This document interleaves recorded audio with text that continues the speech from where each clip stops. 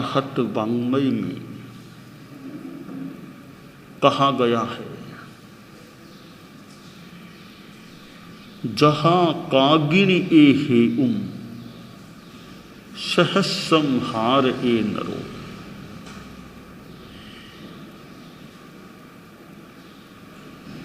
एक प्रसंग है, काल्पनिक हो, वास्तविक हो, मिश्रित हो। 4 मित्र अर्थार्जन के लिए किसी दूरस्थ शहर में गए। वहां व्यवसाय किया, कमाई भी हुई और कुछ वर्षों के बाद स्वग्राम अपने घर की ओर लौट रहे थे। पैदल यात्रा हो रही थी और बीच बीच में जहां रहने का स्थान मिलता रह जाते, कहीं घरों में खाना खा लेते तो कहीं भोजनालय में खाना खा लेते, ढाबा होता वहां खाना खा लेते। एक गांव में वे किसी ढाबा में भोजन के लिए गए। व्यवस्थापक जो था ढाबे का, उसने सारा भोजन का जो भी पैसा लगना था बता दिया और चारों ने वहां भोजन किया और पैसा भी चुका दिया। बात एक प्रकार से संपन्न हो गई और चारों आगे बढ़ गए। अगले गांव पहुंच गए तो चारों में से एक मित्र बोला कि देखो, हमने भूल कर दी। पिछले गांव में हमने ढाबे में भोजन किया था और पैसा चुकाया है 1 काकिनी यानी 1 रुपये का 80वां हिस्सा जितना एक सिक्का, कि वो हमने ज्यादा दे दिया है। चारों ने ज्यादा दिया है तो वापिस चले। वो 1 काकिनी जो ज्यादा दे दी वापिस लेकर आते हैं। 3 मित्र बोले कि भैया, हम तो इतनी दूर जाना फिर आना, उस ढाबे वाले से बात करना, वो वापस देगा कि नहीं देगा, क्या होगा, हम तो इतना श्रम करना नहीं चाहते। ये फालतू का सा प्राय काम है, हम नहीं जाना चाहते, हम तो नहीं जाएंगे। उसने कहा जी मैं तो जाऊंगा। तीनों बोले देखो भाई, तुम जाओ, हम तो आगे बढ़ेंगे। तुम या तो तेज गति से चल के हमारे पास 1-2 दिनों में पहुंच जाना, हम प्रतीक्षा नहीं करेंगे। तुम चाहो तो भले जाके आ जाओ, हालांकि हमारी तो राय है तुम भी मत जाओ। कहा नहीं साहब मैं तो जाऊंगा। ठीक, आप जाइए। वे 3 तो अगले रोज आगे बढ़ गए और इसको पीछे जाना था। कुछ आगे बढ़ा, सोचा जो कमाई करके मैंने ये सिक्के अर्जित किए हैं, कारसापन है, ये नोली में या बंदे हुए, ये तो बाहर क्यों ले जाऊं, कहीं रख दूं, वापिस आके ले लूंगा। रास्ते के उधर खुला मैदान था, पेड़ पौधे भी थे। एक पेड़ के नीचे गया, चारों ओर देखा, कोई देखने वाला तो नहीं है। एक गड्ढा खोदा, उसमें वह अपनी कारसापनों की, करीब 1000 कारसापनों की नोली थी। मान लो कोई बैग था, पर्स था, उसको रख दिया और ऊपर मिट्टी लगा दी, अंदर गाड़ दिया धन को। तब कोई देख तो रहा नहीं है, अब मैं जाऊं, शाम तक आ जाऊंगा और इसको संभाल लूंगा। पीछे गया, उस गांव में जहां चारों ने भोजन किया था, उस ढाबे में गया और ढाबे का जो ये व्यवस्थापक आदमी था, उससे कहा जी हम लोगों ने यहाँ भोजन किया था, आप हिसाब करो, 1 काकिनी ज़्यादा ले ली गई है। दोबारा हिसाब करो, फुलके कितने लिए, साग कितना, दाल कितनी, सबका मूल्य वापिस आप लगाओ, जोड़ करो वापिस। भला आदमी था, व्यवस्थापक जो ढाबे का था। कहा ठीक है, दोबारा जोड़ करता हूँ, हिसाब लगाया, ठीक ऐसा आपने दिया इतना, होना इतना, एक काकिनी आपने ज़्यादा दे दी, हालांकि आपने दी, हमने तो आपसे कहा नहीं, आपने दिया और हमने विश्वास से ले लिया, रख लिया, ठीक है आपकी एक काकिनी ज़्यादा आ गई है, लो आप एक काकिनी वापस ले लो। वे खुश हुआ कि देखो मैंने एक काकिनी वापस निकलवा ली है।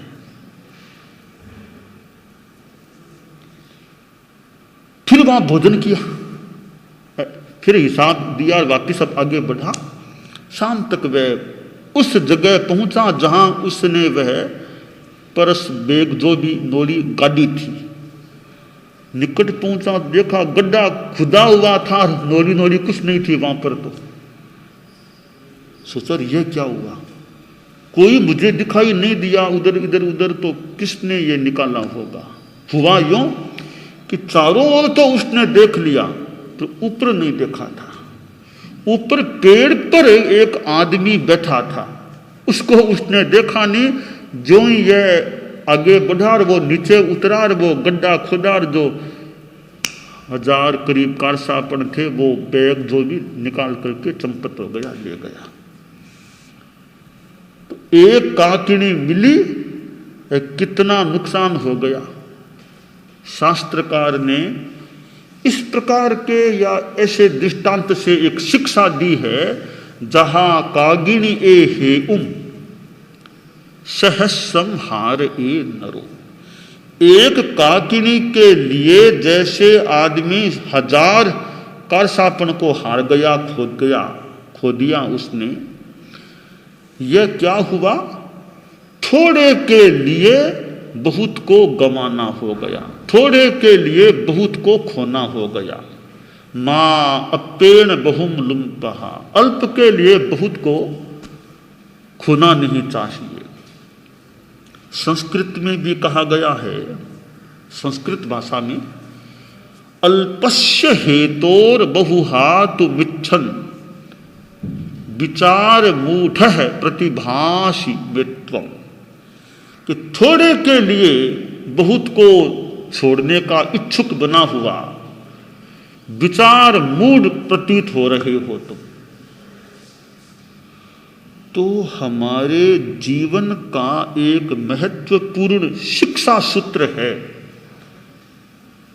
कि थोड़े के लिए बहुत नुकसान को मत उठाओ। लाभ थोड़ा सा या नुकसान ज्यादा, वो काम मत करो। हां, लाभ ज्यादा होता हो, थोड़ा सा नुकसान उठाने से भी लाभ ज्यादा होता हो तो ठीक है, आदमी की समझदारी है भी ज्यादा लाभ होगा, थोड़ा नुकसान भी स्वीकार कर लो ताकि ज्यादा लाभ हो जाएगा। यह तो एक बुद्धिमत्ता मानी जा सकती है। पर मिलेगा तो थोड़ा सा, खोना पड़ेगा इतना ज्यादा, वह बुद्धिमत्ता की बात नहीं होती है। जैसे हम धर्म के क्षेत्र में इस बात को अवतरित करने का प्रयास करें, एक साधु है, तपस्वी है, एक श्लोक आता है थोड़े के लिए बहुत खोने की बात। शीलद्वयाइम जो बहुफलाइम, कि शील व्रत संयम बहुत फल वाले हैं। शीलद्वयाइम जो बहुफलाइम हंतूण सुख महिलसई धी दुब्बलो तपस्वी कोडी ए काकिणीम किणई।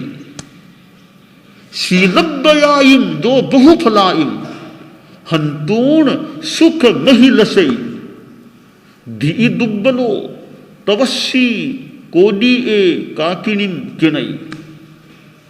कि शील व्रत त्याग संयम साधना चारित्र ये बहुत फल देने वाली चीजें हैं। कितना बड़ा महत्व है साधुत्व का, साधुपन का, त्याग का, संयम का। ऐसा जो साधुपन है, चारित्र है, व्रत है, नियम है, उसको जो प्राप्त कर लेता है और फिर सोचता है, रे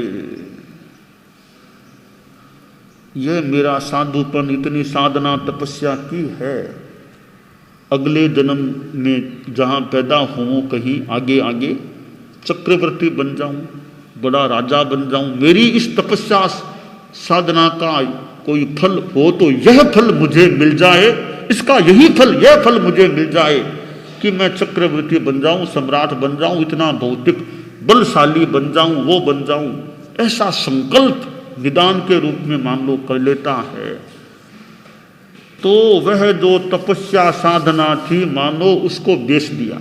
किसमें बेच दिया?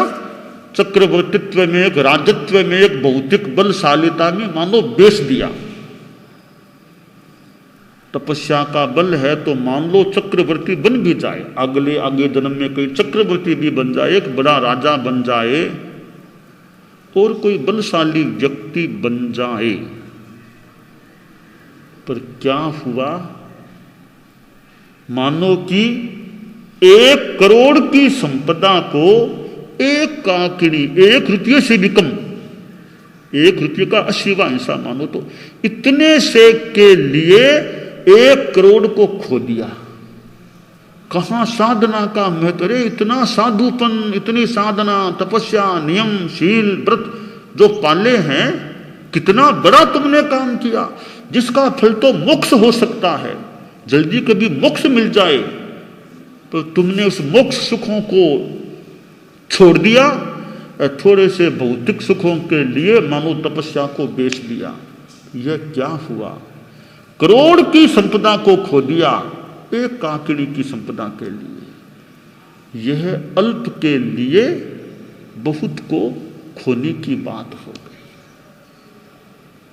आप लोग गृहस्थ, मैं आपके संदर्भ में यह बात एक व्यावहारिक रूप में बताऊं, धर्म के संदर्भ में, आप मान लो व्यवसाय करते हो, उद्योग करते हो, दुकान में बैठते हो, जो भी आप काम धंधा करते हो, तो आपको लगा कि मैं इस बात को यूं कह दूं, यूं बेच दूं, तो मुझे 50,000 40,000 का नफा हो जाएगा।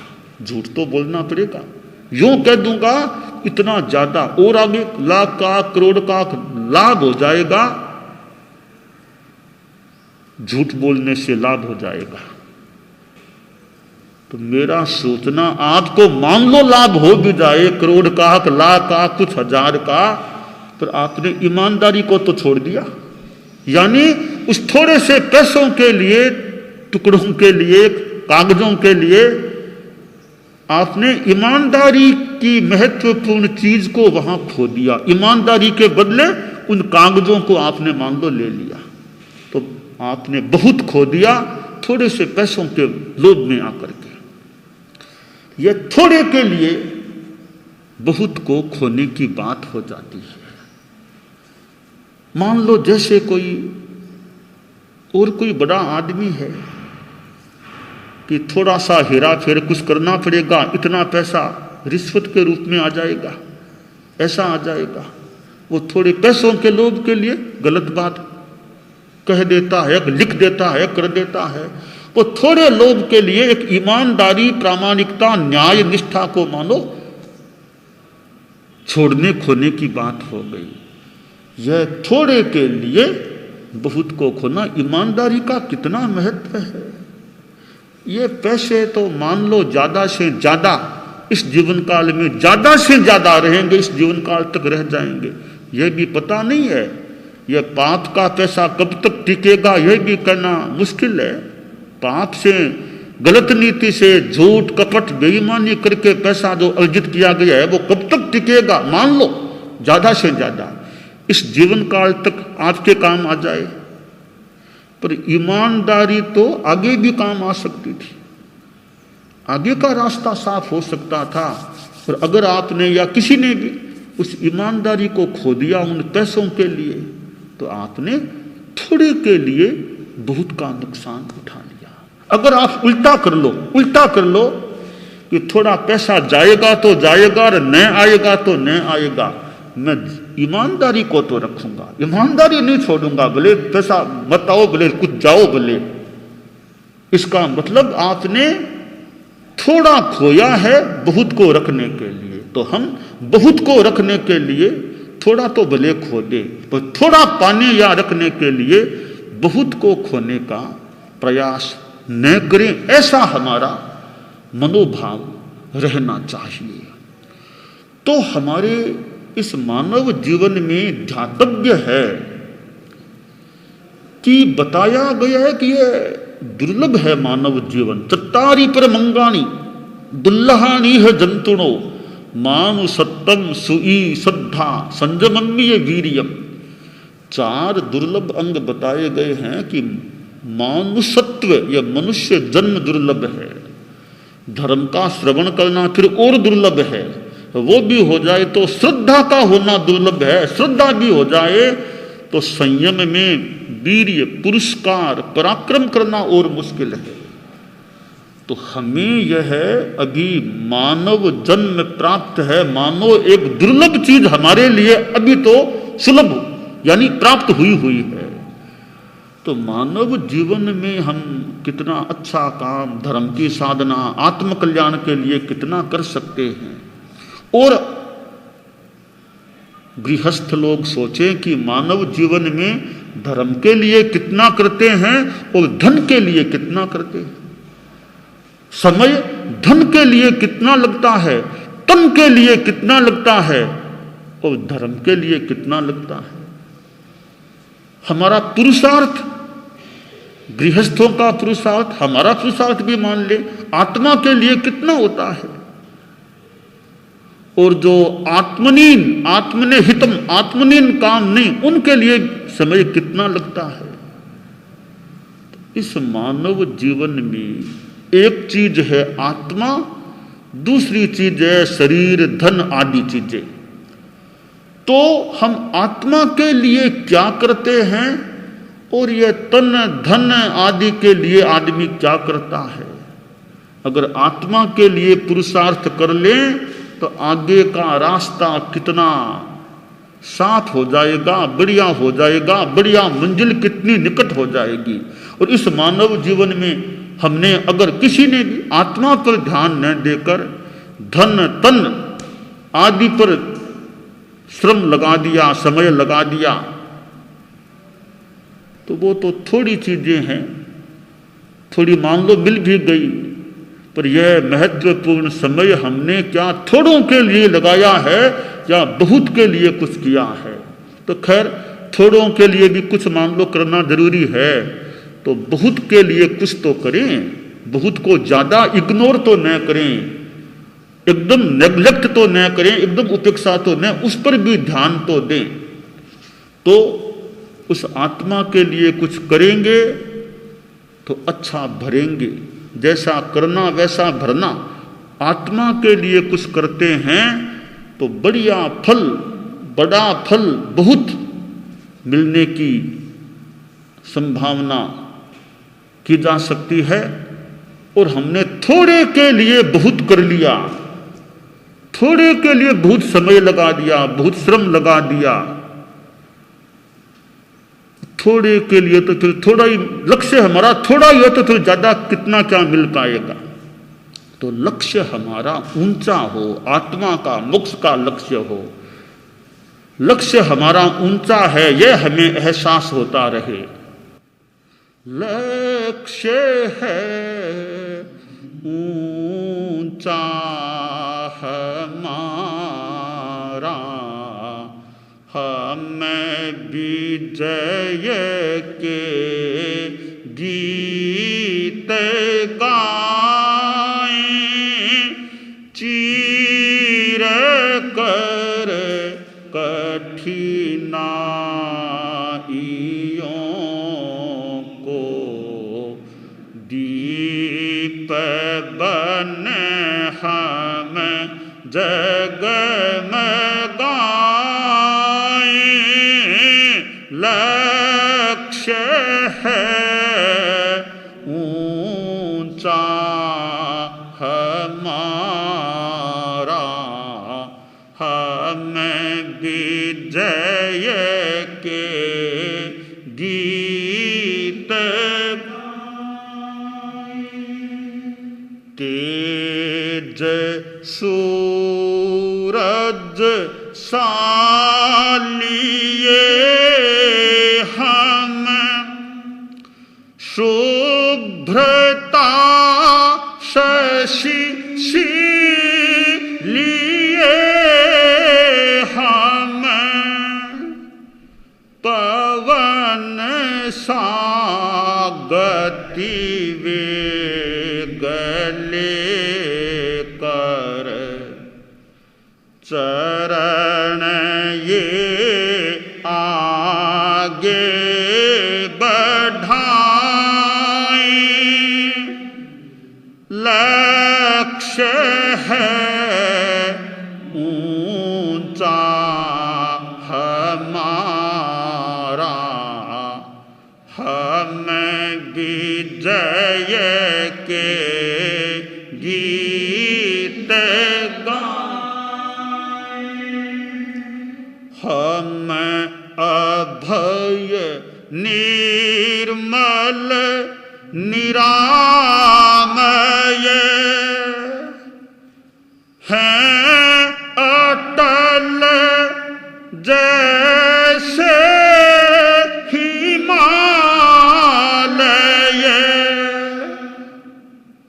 हर कठिन जीवन घड़ी में फूल बन कर मुस्कुराए लक्ष्य है ऊंचा हमारा हम विजय के गीत हमन रुकना जानते हैं हम न झुकना जानते हैं हो प्रबल संकल्प इतना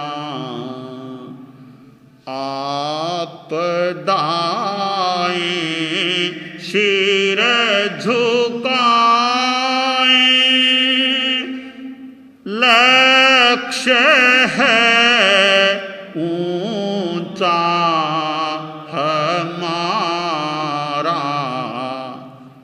हम विजय के गीत हे प्रभो पंथ तेरा हो रहा अब नव सवेरा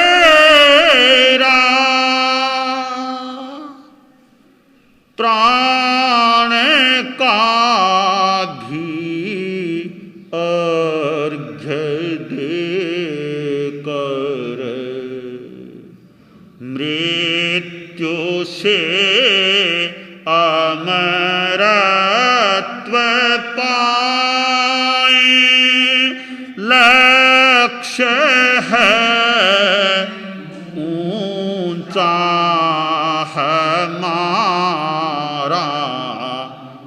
हम विजय के गीत गाएं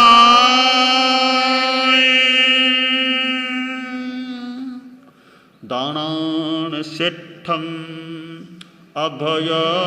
अभयपयाणम सच्चे सुया अणवज्जं वयन्ति तवेशुया उत्तम बंधचेरम लोगुत्तमे समणेनाय